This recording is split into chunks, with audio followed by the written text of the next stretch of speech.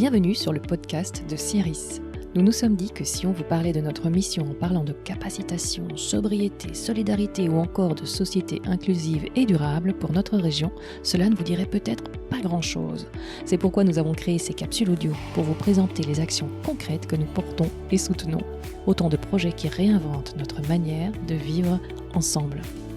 Dans cette capsule, Lisa Amoir va vous parler du projet Proximity, qui a pour but de soutenir et renforcer les projets citoyens en faveur de la transition écologique et solidaire, notamment en permettant aux énergies positives d'un territoire de se rencontrer, et ça change tout.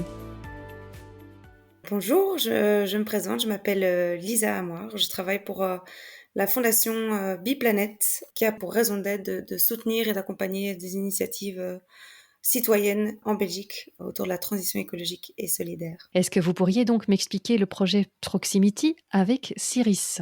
Proximity, c'est un appel à projet, donc un financement pour pouvoir soutenir ces initiatives, mais aussi c'est plus que ça, c'est un accompagnement, ce sont des formations, des soirées de rencontres, des soirées d'échange pour essayer de fédérer le plus de monde possible sur un même territoire. En proximity, on entend que la proximité, c'est quand on est proche, qu'on fait communauté, que les choses se passent. C'est ça, c'est vraiment essayer de rassembler, fédérer toute cette énergie positive sur un territoire. Donc ici avec la Fondation Ciris, c'est sur 6 communes, donc Dinan, Astières, Onhé, Ivoire et Houillet. C'est né de quel constat, donc, ce projet ? Et c'est né du constat que voilà, on vit dans un monde qui change beaucoup, dans un monde qui évolue d'une certaine façon, qu'on a besoin de plus en plus de cette proximité, en fait, de ces liens qui parfois se perdent un peu, de recréer ce contact.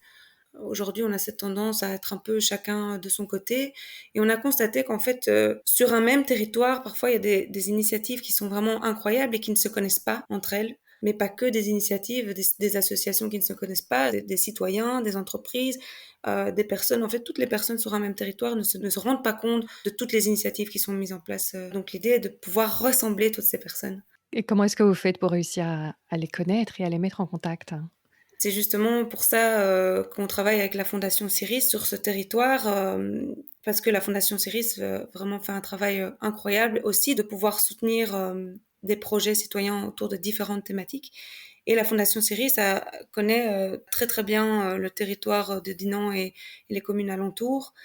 Et donc voilà, on a pu bénéficier des contacts de la fondation, mais aussi on essaye de faire ce qu'on appelle un état des lieux du territoire. Donc on regarde les associations qui se situent sur le territoire, mais aussi peut-être les entreprises ou toutes les personnes qui peuvent être intéressées.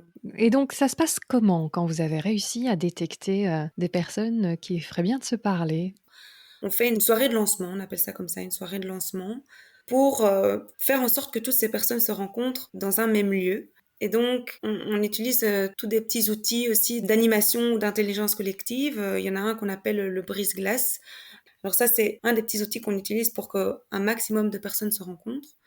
Et puis, plus tard dans le processus de cette campagne Proximity, on fait des ateliers de co-construction de projets, on appelle ça, pour de nouveau que ces différents porteurs de projets, collectifs de citoyens ou associations soient sur un même événement et puissent partager leurs projets, leur expérience.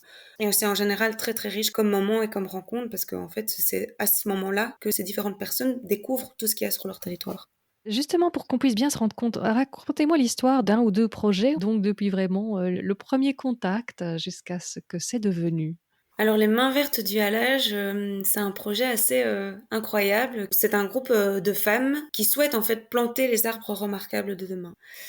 Depuis 1 an maintenant, elles ont réussi à planter 50 arbres, et ce, partout autour de Dinan, dans différents endroits. Et ce qui est assez incroyable aussi, c'est qu'elles ont réussi à impliquer dans ce projet pas mal de citoyens et de bénévoles. Dans ce processus de la campagne Proximity, elles ont pu bénéficier d'un subside.